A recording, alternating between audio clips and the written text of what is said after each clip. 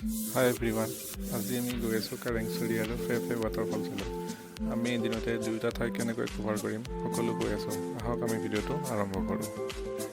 গুৱাহাটীৰ পৰা ফে ফলছলৈ 170 কিলোমিটাৰ, মানে 5-6 ঘণ্টাৰ ৰাস্তা। সেইবাবে আমি ৰাতিপুৱা 6:30 বজাত ওলাই দিলোঁ, যিহেতু আমি এদিনতে ৰিটাৰ্ণ হ'ম। আমি যিহেতু যোৱাই হৈ আহিছোঁ, গৈ থকা অৱস্থাত ধুনীয়া ভিউ পইণ্ট এটা দেখিলোঁ। ইয়াতে অলপ ৰৈ ফটো উঠিলোঁ।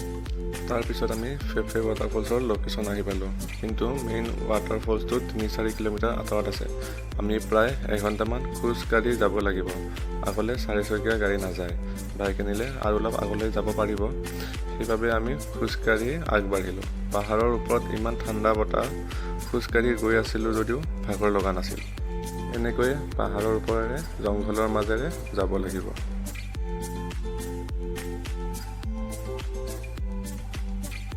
ফাইনেলি আমি ৱাটাৰফলছটোৰ ওচৰ আহি পালোঁ।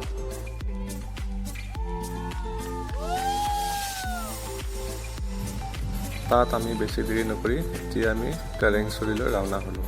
ফে ৱাটাৰফলছৰ পৰা কাৰেংচুৰিলৈ 40-50 মিনিটৰ ৰাস্তা।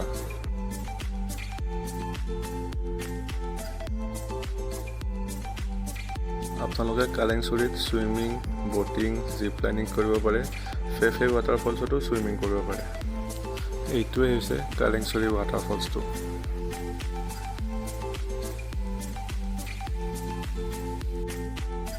এনেকৈয়ে আপোনালোকেও এদিনত দুয়োটা ঠাই কভাৰ কৰিব পাৰিব।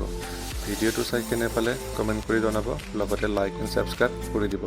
আকৌ লগ পাম আন এটি ভিডিঅ'ত।